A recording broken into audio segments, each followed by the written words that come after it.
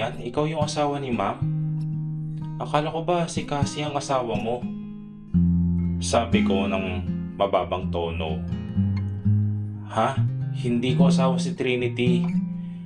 Pwede bang makinig ka muna sa akin?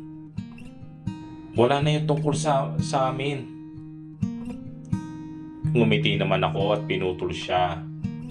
Naku, huwag ka na magpaliwanag. Masaya naman ako dahil masaya ka na. At saka trabaho din ang pinunta ko rito eh. Saka na natin pag-usapan yung nakaraan. Hindi. Makinig ka muna, okay? Ipapaliwanag ko. Pero hindi ko na siya pinatapos at nagpaliwanag na lang. Please, Kilian, tapos na yun. Ano ba? Trabaho nga ang pinunta ko dito eh. Ayoko nang makinig muna tungkol dyan. Please lang. Napatigil ako nang bigla akong i-corner sa table at tinignan ng malalim. Pero huli na ang lahat para magdasal dahil nakapasok na si ma'am. Ma'am, hindi po ako. Agad kong naitulak si Kilian at tumayo ng maayos. Nawirduhan naman ako sa kanya dahil ngumiti siya. Reese, makinig ka sa sasabihin ko. Hindi ko asawa si Kilian. Pinsan ko siya. Palabas lang lahat ng ito. Kaya huwag ka mag-alala. At saka sana magkaayos na kayo ni Kilian.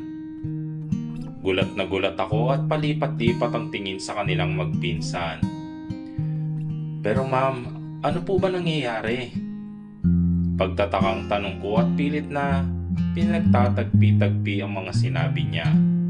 Naiwan naman kami ni Kilian kaya agad na akong umayos at napaisip na rin ng malalim. Kaya please, Riz, bigyan mo ko ng chance para makapagpaliwanag sa'yo. At saka para maibalik na rin ng dati.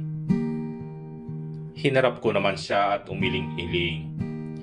Kilian, siguro, wag muna ngayon. Madami pa akong problema eh. At saka may mga dapat pa akong gawin ngayon. Kailangan ko muna ng trabaho. Wala na siyang nagawa at sinabing pwede na ako magsimula bukas. Agad naman akong yumuko at naglakad na pababa. Hindi pa rin nagsisink in sa aking isip ang lahat.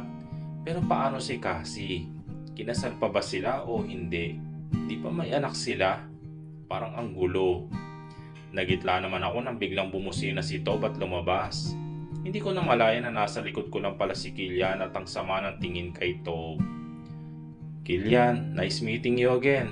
Ano, hired na ba ang girlfriend ko?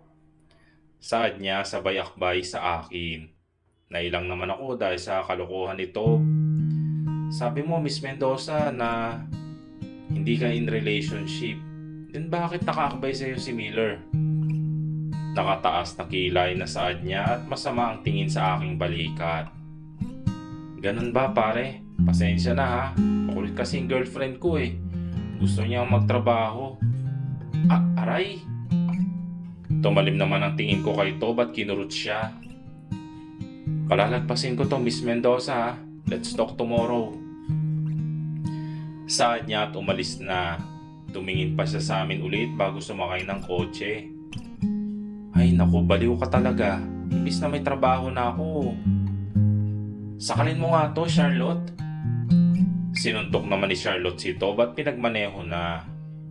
Pagkarating sa bahay, agad naman kaming inaya nila mama na kumain na. Kaya naupo na kami at nagsimula na magdasal. Hindi na din madalas kumain sila Tob dahil bumalik na ng France sila tita dahil sa negosyo. Kumusta anak yung interview? Ano, na-hire ka na ba?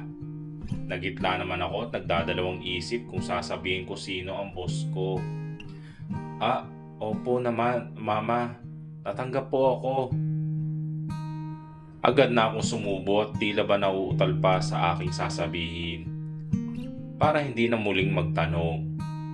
Tumigil na rin naman sila mama at tinanong na lang sila Tob tungkol sa pinapatakbo nilang negosyo. Pagkatapos ay naghugas na muna ako at saka napagpasyahan ng matulog. Agad na rin nagpaalam ang dalawa na uuwi na. Pagkaakyat ko ay ginawa ko na muna ang mga routine ko bago natulog. Agad naman akong nagitla nang tumunog ang cellphone ko at tumambad ang isang text na unknown number. Good night, sweet dreams, babe. Agad naman ako napaisip sa taong nag-text nito at isiniwalang bahala na lang. Kinabukasan ay agad na akong bumangon at nagluto ng almusal. Ito na din ang aking unang araw ng pagtatrabaho. Kakausapin ko din si Kilian o mas dapat ko nang tawagin bilang boss na ayaw ko na munang may personal na usapin at trabaho lang ang lahat. Gusto ko na rin kasing matahimik ang pagbabagong buhay ko. Kung ano man ang mga nangyari sa kanila sa kanya ay wala na akong pakialam. Dahil matagal ko na pinutol ang koneksyon namin. Mag-iingat ka, Iha. Saka kumain ka sa tamang oras. Paalala ni Mama at saka halik sa pisngi ko. Agad na ako sumakay sa taxi dahil hindi ko na inabala sila to. Saka alam ko na rin naman ang daan kaya nagkanya na lang ako. Makalipas ang ilang minuto ay nakarating na rin ako sa building nila. Nagbayad na muna ako kay Manong at saka pumasok sa loob. Magandang umaga po, Ma'am Riz. Bati ng ibang empleyado. Binati ko naman sila at nagtungo na sa office ng CEO. Good morning po, Ma'am, Sir. Saad ko kila Trinity sa baybaw. Ngumiti naman si Trinity. Samantala nakakunot naman ang noo ni Kilian. Kaya hindi ko na lang siya pinansin. So, Riz, gusto ko sana pumili ka sa amin ng mas pagsisilbihan mo para naman hindi ka ma-stress. Kayo na lang po, ma'am. Mas sanay po ako sa babae eh. Agad ko namang nakita ang pagkalungkot ng ekspresyon ni Kilian. Ganun ba? Ako na talaga ang pinipili mo ha? Tumango naman ako ng maraming beses. Kaya napabuntong hininga na lang si Trinity. At inutusan akong sumunod na lang sa kanya. Napalingon naman ako kay Kilian na malungkot na nakatingin sa akin at saka umiwas. So dito ang office ko talaga. And please lang, Riz, huwag ka magdadaldal ha, kahit kanino na magpinsan kami ni Kilian. May kailangan kasi kaming ayusin kaya ganito ang sitwasyon. Huwag ka mag-alala, pag natapos na ito, magiging kayo na ulit ng pinsan ko. Hay, naku po ma'am, hindi naman po yun ang pinunta ko dito. Saka, ayoko na pong mabalikan pa ang nakaraan. Pero, matagal ka nang inaantay ng pinsan ko eh.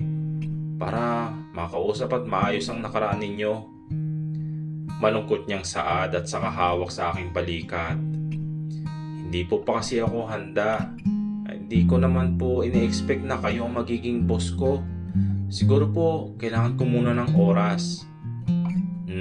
Ikaw ang bahala. Basta pakinggan mo naman sana ang side ng pinsan ko. Tumango naman ako ng dahan-dahan kaya niyakap niya ako. Nag-aalinlangan pa ako pero yumakap na lang din ako pabalik. Itutuloy.